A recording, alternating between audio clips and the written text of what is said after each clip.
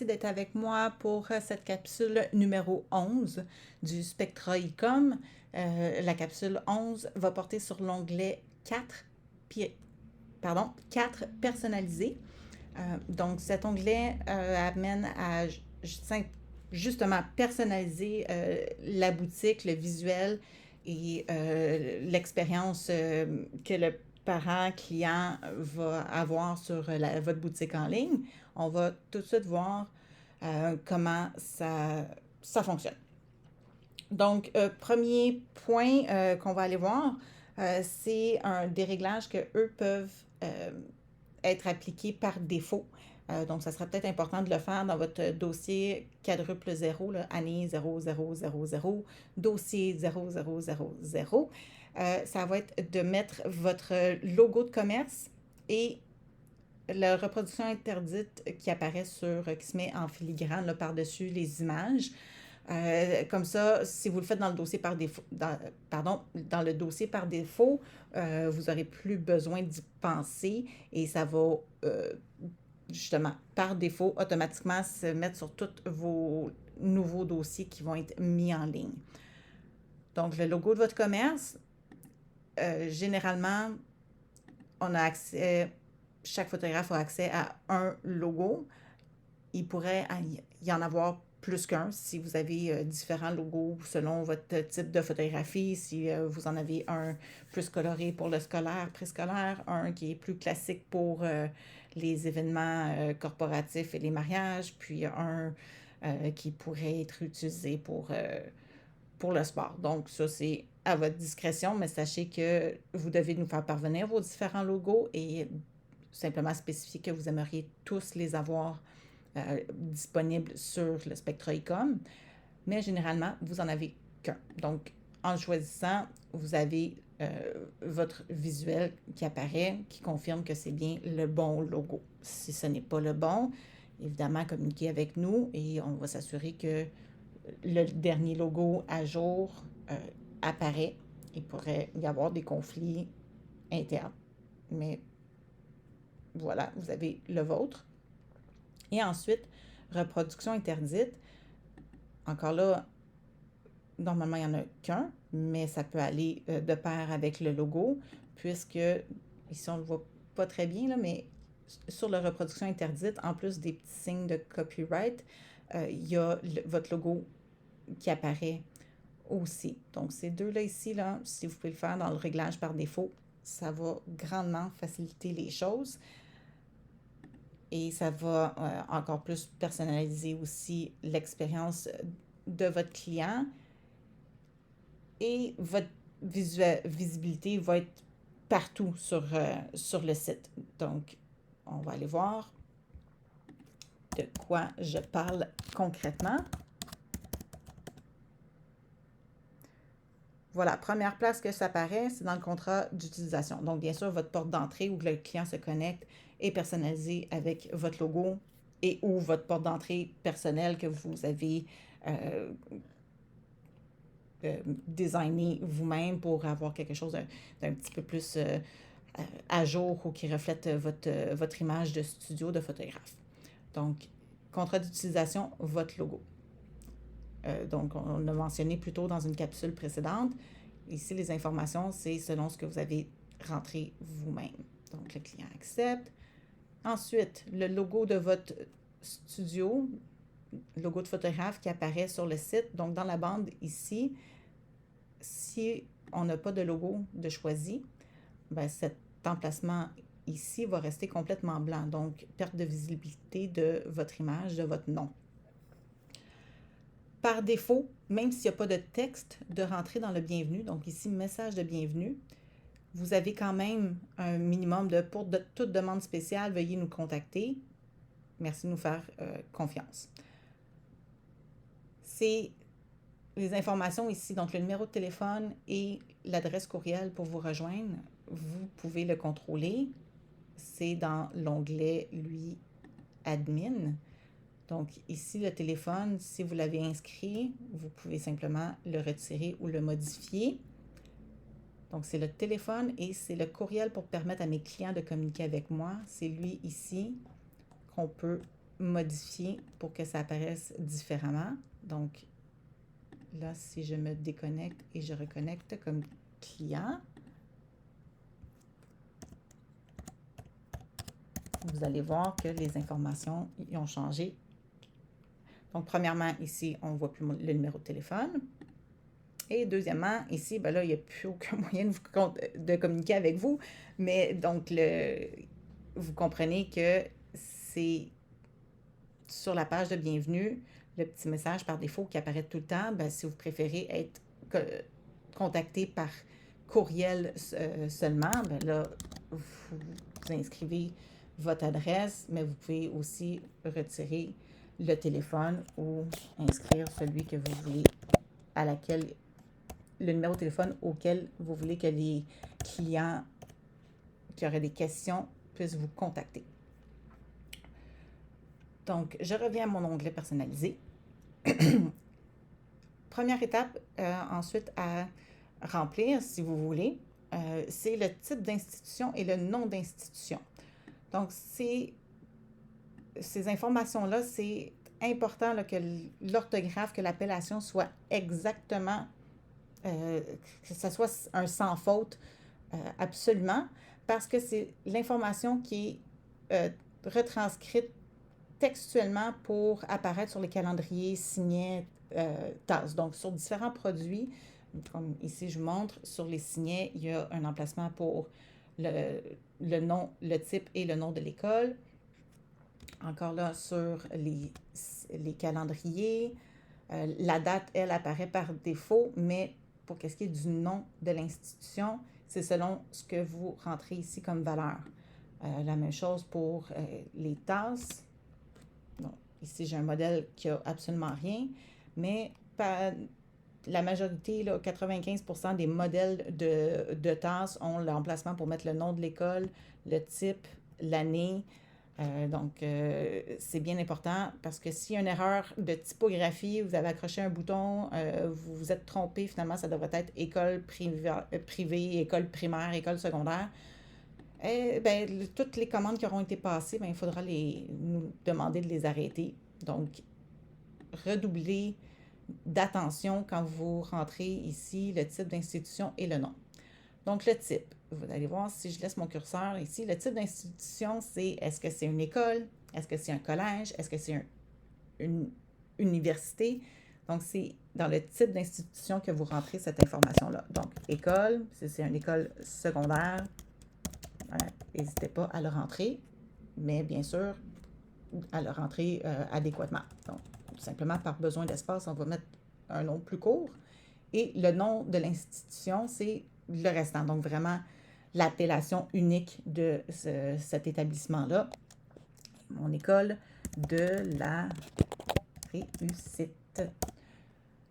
Donc, ici, tout est beau, mais bon, pour X raisons, j'ai fait une typographie. J'ai oublié de mettre mon accent aigu.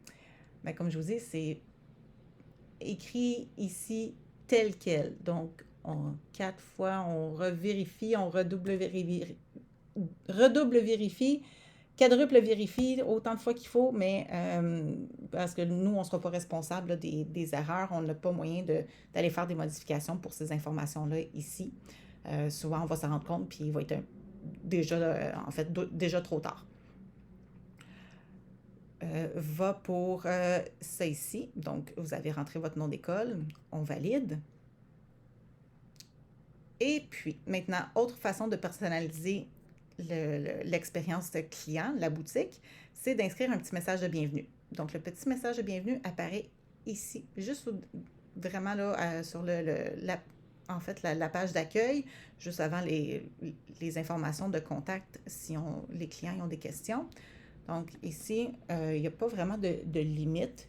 Évidemment, on connaît la clientèle, plus on met de texte, moins ils lisent. Donc, soyez bref, mais ici, vous pouvez simplement commencer avec des petites salutations. Donc, bonjour et bienvenue à tous les parents, élèves et membres du personnel de l'école de la réussite. Ah oui, donc j'ai oublié de mentionner dans le qu'est-ce qui est du type d'institution et du nom de l'institution. Si c'est un nom vraiment, vraiment, vraiment long, continuez d'écrire sur une ligne. Faites pas de Enter, de retour de chariot comme ça ici pour descendre, parce que ça va faire des caractères étranges, comme des petits caractères invisibles, puis ça se traduit par des signes étranges. Et bon, ben, c'est sûr que si on le remarque pas tout de suite, encore là, ça fait des tasks ou des produits qu'il va falloir réimprimer. Et bon, on veut éviter cette perte de temps parce que là, et perte d'énergie, le parent n'est pas content, il a reçu un produit qui n'a pas quelque chose. Donc, allez-y là, vraiment là, en continuant là, juste sur une ligne. Parce que ici, dans le message de bienvenue, ici, le retour de chariot est permis. Oups. Voilà, donc mon petit message de bienvenue bon, à tous les parents et élèves. On peut mentionner, commander avant le 18 avril, le 28 avril 2024. Les photos sont de qualité professionnelle.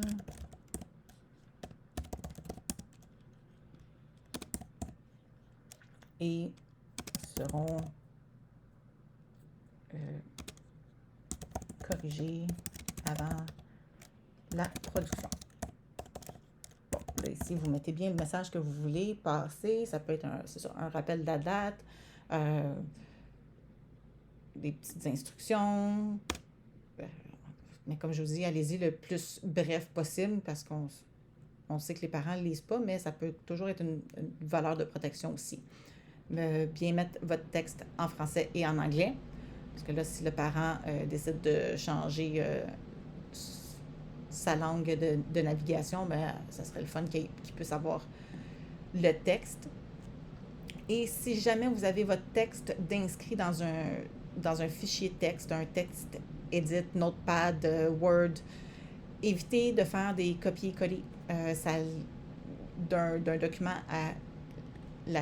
au champ ici. Ça pourrait copier des caractères, encore là, des petits caractères invisibles qu'on ne voit pas, mais qui peuvent se traduire par carrément un bug complet du système. Ben, rien de majeur, mais ça pourrait occasionner un petit bug. Donc, c'est toujours mieux de taper au complet le texte qu'on a besoin ici, puis bon, il n'y a pas de problème. Une fois que vous êtes satisfait du message, bien sûr, on valide et je vais vous montrer comment que ça apparaît.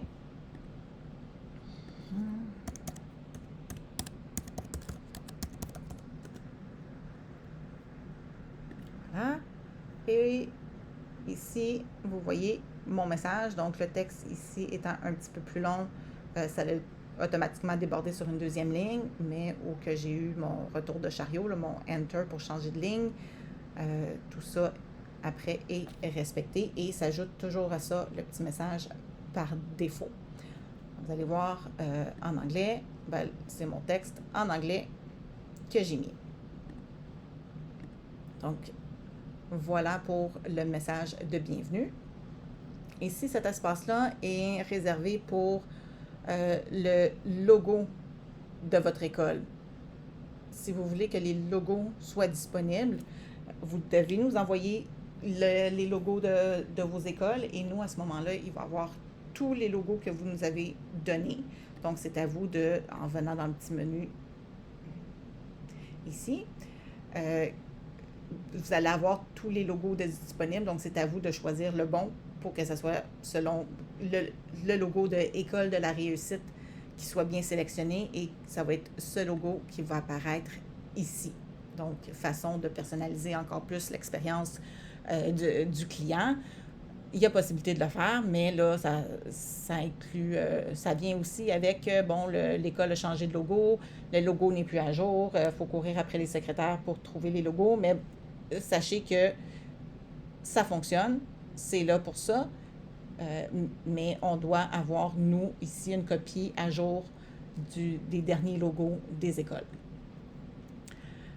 Finalement, deux petits points pour personnaliser. Donc ici, il y a possibilité de laisser une petite note sur la facture.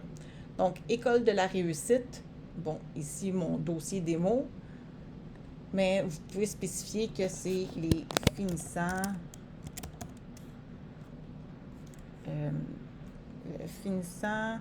en gestion administrative. Donc, finissant en 2024. Voilà. Donc, ce petit texte ici va apparaître sur la facture. Donc, ça peut vous aider à différencier les différents dossiers et laisser une petite mention encore là plus personnelle. Ça peut être ça ici, ça peut être, vous pouvez, pour que ça soit écrit dessus, merci pour votre confiance. Tout simplement, allez-y, encore là, quelque chose de court parce que ça ne donne pas beaucoup d'espace sur la facture pour l'écrire, mais c'est une petite mention qui pourrait ne pas être négligeable. Finalement, dernière partie qui est elle aussi nouvelle, c'est possibilité de personnaliser pour un dossier en particulier l'arrière-plan. Donc, vous vous souvenez, dans une capsule précédente, on a parlé de l'arrière-plan. Donc, l'arrière-plan ici, c'est mon fond gris pâle. Donc, par défaut, si je ne personnalise pas par ici, par défaut, partout, sur la porte d'entrée, ainsi que sur les dossiers, il va y avoir le fond sélectionné dans l'onglet Admin. Là, comme vous voyez ici, mon fond, par défaut, en général, est le fond gris pâle. Mais bon, pour cette école, pour ce dossier, c'est définissant. On veut aller amener quelque chose de différent. Il pourrait y avoir le logo, pas le logo, mais une photo de la devanture de l'établissement en arrière-plan, où je décide que pour ceux-là, je veux quelque chose d'encore plus épuré. Je mets mon fond blanc. Donc, une fois qu'ils vont avoir passé la porte d'entrée et qu'ils vont s'être connectés, alors là, on va aller voir.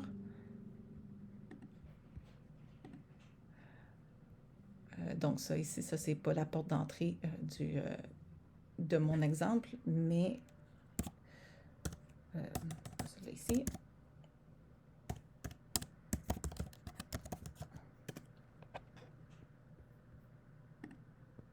Et donc là, ici, maintenant, vous voyez la différence. Avant, j'avais le fond gris. Maintenant, pour celui-là, j'ai le fond blanc. Donc ça, si vous nous envoyez différents fonds que vous voulez utiliser, comme je dis, les possibilités d'avoir les fonds de devanture d'école, ça peut être avoir fait un montage avec le logo de l'école, ainsi de suite. Là, il n'y a pas de limite encore là à votre créativité. Allez-y, lâchez-vous lousse, comme on dit. Il pourrait vraiment avoir un fond, un arrière-plan par dossier. Il pourrait tout être différent. Donc, dans l'onglet Admin, c'est vraiment l'onglet, le logo, l'arrière-plan qui apparaît sur votre porte d'entrée. Mais pour qu'est-ce qui est de l'onglet 4 dans Personnaliser, c'est vraiment l'arrière-plan pour le dossier une fois que le client s'est connecté, qu'est-ce qu'il va voir ici en arrière-plan. Et voilà, ça complète déjà l'onglet 4 Personnaliser. C'est la fin de la capsule 11 et on se revoit très bientôt. La capsule 12 va porter sur l'onglet des codes promo. À plus tard!